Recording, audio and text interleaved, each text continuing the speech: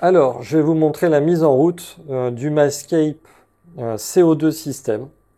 Donc, avant de faire le mélange de produits et tout ça, on va d'abord s'assurer que tout soit monté correctement. Donc, ce produit est livré avec une notice. Donc, il suffit de suivre la notice pas par pas. Donc, on va commencer par faire l'assemblage. Donc, vous voyez, hein, sur la notice, on vous montre tout, hein, tous les éléments qui sont contenus dans la bouteille, toute la mise en route. Il vous explique bien hein, qu'il faut 10 à 24 heures pour que la fermentation s'active et qu'on puisse faire les réglages. Donc, on le met en route ce soir et demain, on fera les réglages pour la mise en service. Donc là, il n'y a pas de souci, vous allez voir, ça va être pas mal. Voilà. Donc, on va voir ça ensemble. Donc, première chose, on va sécuriser la bouteille évidemment sur son support. Ça permet d'éviter les accidents. Alors la 3,7 litres n'a pas de support, hein. La base de la bouteille est déjà suffisante pour la maintenir. Je vais m'asseoir, ça sera plus pratique. Donc la première des choses, c'est qu'on va préparer notre détendeur. Vous voyez qu'ici il est bouché, c'est pour éviter qu'il y ait des impuretés qui viennent se loger dedans. Et ici on a en fait, un genre de crépine qui va servir aussi de filtration et surtout éviter que des éléments contenus dans la bouteille, comme le liquide ou potentiellement de la mousse, ne remontent dans le système, encrassent ce système qui deviendra totalement inopérant et finissent dans l'aquarium dans le pire, ce qui n'arrivera pas du coup avec ça. Donc si on est incurieux, on remarque qu'il y a de la céramique ici, il y a de la céramique ici, et puis des petites billes, certainement pour absorber l'humidité. Donc il faudra le contrôler de temps en temps. Quand vous faites la recharge, vous regardez qu'il n'y ait pas de liquide ou de billes. Le cas échéant, hop, vous en avez ici en secours. Voilà. Et ça existe effectivement après en pièces détachées que vous pouvez après commander à part. Donc, on va enlever l'opercule qu'il y a ici, qui tient bien d'ailleurs. Alors, je vais essayer de l'enlever. Malheureusement, je n'ai pas des doigts très opérationnels en ce moment. Voilà. Alors, je vous montre hein, en détail à la caméra. Je ne sais pas si vous allez bien voir. On enlève cet opercule. Tout est propre, donc ça c'est bien. Hop, je vais coller ça ici. Et on vise déjà notre crépine, on va l'appeler comme ça. Ici. Voilà. Donc ceci va venir comme ça dans la bouteille. Je vous le remontre. Ceci va venir comme ça dans la bouteille. Voilà. On va visser par la suite. Donc ensuite, on va brancher le compte-bulle à la sortie. Donc, je vais le mettre comme ça dans ce sens-là. Je vais vous montrer l'électrovanne, ça n'a pas trop de sens. Donc vous voyez, ça se clip tout simplement. Et ça bouge plus. Hein. Donc vous avez un système aussi de secours ici, si jamais celui-ci venait à fuir. À la base de notre électrovanne, on va pouvoir la connecter avec ceci. Donc vous avez un détrompeur, on ne peut pas se planter au niveau de la connexion pour l'alimentation. Et ensuite on vient l'alimenter comme ceci, on branche ici. Et on va mettre ça sur notre programmateur. Voilà. Donc pour plus de commodité, je vais l'enlever. Ça sera plus pratique. Donc les pièces de rechange, on les met de côté. On va maintenant faire notre alimentation en CO2 pour l'aquarium. Donc encore une fois, c'est bien fait. Vous allez voir que les kits de ventouses, il y a 3 ventouses avec un tout petit clip dessus. Donc ça permet de pouvoir guider vos tuyaux. Donc le tuyau, on va le préparer ici. Hein. Donc c'est un tuyau rigide, c'est très bien, il n'y a pas de déperdition. Il est très épais d'ailleurs. Donc résistant à la pression. Donc on va déjà visser à la sortie du compte-bulle. Tac. Donc pour le mettre, hein, c'est assez facile. Tac. On rentre ça comme ça dedans. On va l'enficher ici un petit peu en force. Alors, faut rester droit hein, quand vous l'enfichez, parce que si vous amusez et que vous le tordez, vous allez casser le compte-bulle. Donc, vous l'enfichez de manière droite sans vous servir de cette main-là. Voilà, là, il est enfiché, il n'y a plus qu'à visser. Le compte-bulle, on le remplira tout à l'heure, mais il suffit de dévisser ici. Tac. Alors, le tuyau, il faut qu'il soit libre, sinon c'est un peu galère. Et on y mettra de l'eau dedans. Alors, on va pas le remplir totalement, mais pratiquement aux trois quarts, on va dire. Ça permet juste de voir hein, les bulles, de pouvoir faire vos réglages, avec le nombre de bulles que vous souhaitez. Une bulle toutes les secondes, etc., etc. Alors, ça sert à rien de bombarder en CO2 hein, si vous avez pas beaucoup de plantes. Vous le faites quand vos plantes en ont besoin. Hop. Alors, visser ça avec un tuyau rigide, c'est pas évident. Et vous allez comprendre pourquoi tout à l'heure. Voilà, tac. Je sais pas si on voit bien à la caméra. J'ai fait exprès de prendre un angle large. Alors, un petit peu plus loin, mais pas très loin après, je vais mettre l'anti-retour. Donc, on coupe le tuyau, tac. L'anti-retour va permettre d'éviter qu'il y ait de l'eau de l'aquarium qui rentre dans la bouteille. S'il y a, en fin de cycle, il peut y avoir une petite dépression dans la bouteille et aspirer un petit peu d'eau. Donc, pour éviter que le système soit noyé et inopérant, on va mettre un anti-retour. Alors, sur l'anti-retour, c'est marqué, c'est pas très visible, mais le sens de circulation du gaz. Donc le gaz, vous voyez, il y a une flèche qui va vers là. Donc le gaz sort de la bouteille. On va donc enficher ici.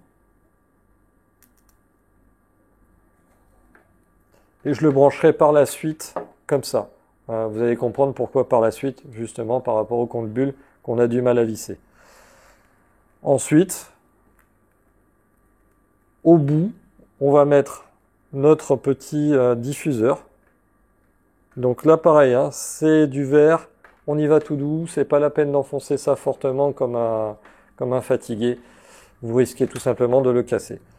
Et là, on a nos petites ventouses qu'on va clipser gentiment sur le tuyau et qui va nous permettre de guider un petit peu toute l'installation.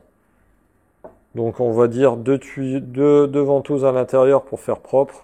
Essayer de garder tout ça le plus droit possible. Et la dernière ventouse qu'on va mettre en extérieur du bac par la suite. De manière à remettre proprement le tuyau. Voilà. Donc je vous montrerai ça en détail juste après. Je pense que vous le savez déjà un petit peu. Voilà. Donc on a notre base de setup qui est prête. Donc tout ce qui est système de détendeur, c'est assemblé. Tout ce qui est système de diffusion, c'est assemblé. Donc maintenant, il nous reste plus qu'à mettre les poudres et les liquides dans la bouteille, de respecter les conditions de remplissage. Il va falloir pour remplir tous les matériaux, comme indiqué sur le schéma, mettre le liquide avec une bouteille inclinée à 45 degrés, visser le système pareil à 45 degrés. Et ensuite, voilà, le mélange va se faire tranquillement.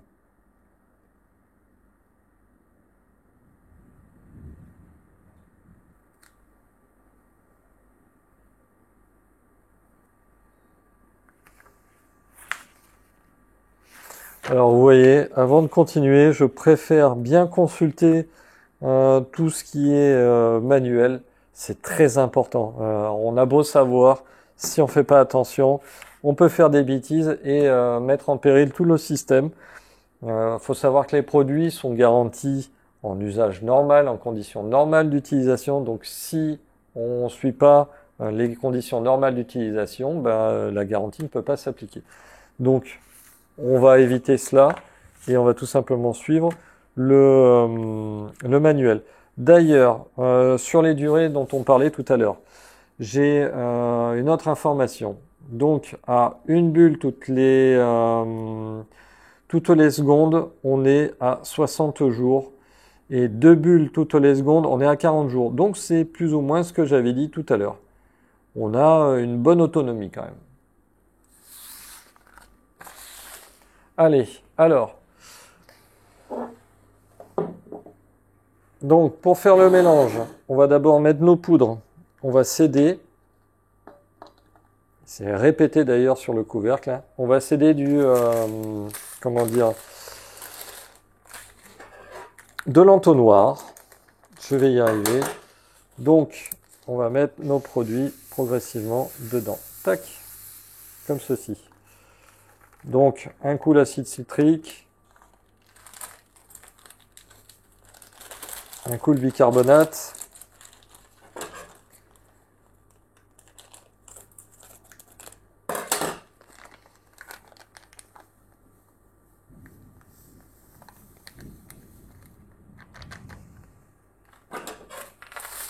Un coup l'acide cidrique. Alors vous n'êtes pas obligé de faire comme je fais, hein, mais bon. On va dire que le mélange est un petit peu plus homogène fait ainsi.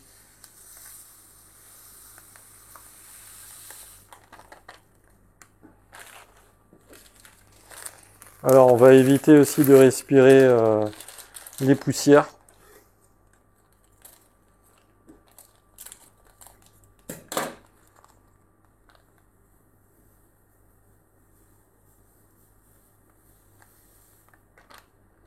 Voilà.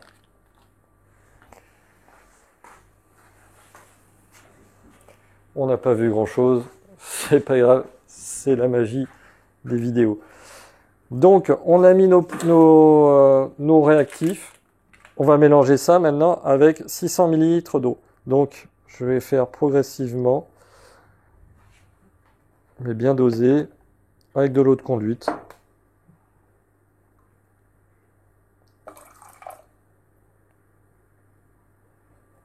Donc les 200 premiers millilitres. Alors pardon, il faut le faire aussi avec la bouteille inclinée à 45 degrés. Voilà, comme ceci.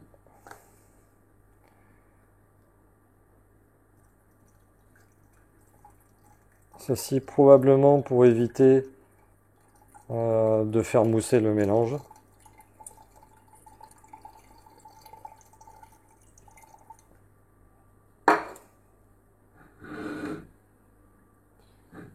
Alors directement, on entend un bon petit bruit d'émulsion. Alors ce qui est précisé, c'est qu'il faut que l'eau soit froide.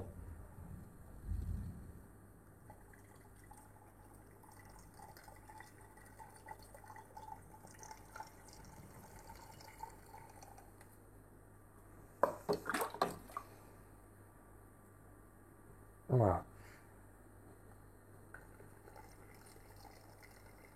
Alors je fais couler un peu d'eau sur la table, mais c'est pas grave.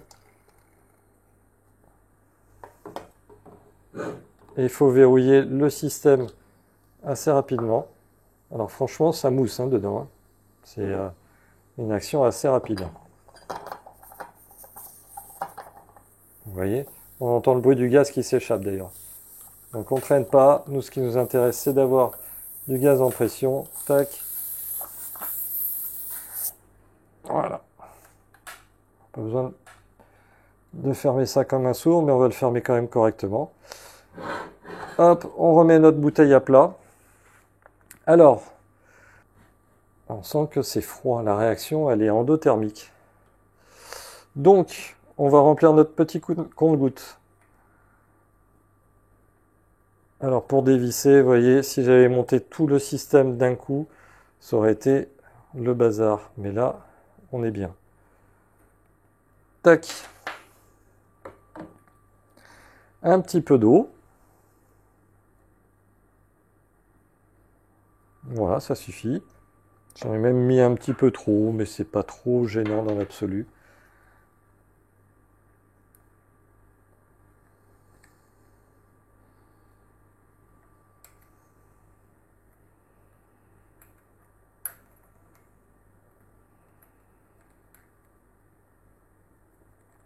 De toute façon, l'eau a tendance à s'évaporer à la longue. Hein. Dans un compte-bulin, on est toujours obligé d'en remettre un petit peu. Donc là, on a notre bouteille qui est déjà prête. Donc sur le manuel, ça nous indique qu'il faut attendre entre 10 et 24 heures pour qu'il y ait suffisamment de pression ou que ça soit stable. Là, on voit déjà clairement que sur le mano, ici, là, on a une petite mise en pression qui est déjà en train de se faire. Donc ça, c'est pas mal. Je vais me rapprocher, on va essayer de faire un petit quelque chose. Donc vous voyez que le circuit a déjà commencé à se mettre en pression. Donc là, on est sur la zone jaune. On va atteindre la zone blanche et bientôt la zone verte qui va nous dire qu'on arrive sur une pression déjà de fonctionnement. Donc le produit agit quand même assez rapidement, hein, bien plus rapidement que ce que je pensais. Alors, le réglage va se faire par cette molette. Alors il faut attendre, pour avoir un réglage précis et optimal, il faut attendre que notre bouteille soit correctement montée en pression. Là, il s'est déjà passé quelque chose, hein. On est sur la zone blanche. Il faudra compter 10 à 24 heures avant d'obtenir une pression normale dans votre bouteille. Là, on note déjà qu'il y a une petite bulle de CO2 qui sort par le compte-bulle. Donc, c'est qu'il y a déjà une petite pression de fonctionnement. Donc là, ce que je vais faire, juste pour le fun, je vais essayer de faire un premier réglage pour faire sortir un petit peu quelques bulles. Mais demain, on va faire les réglages précis et définitifs. Alors, voilà, vous voyez, si je dévisse, il y a pas mal de bulles qui montent.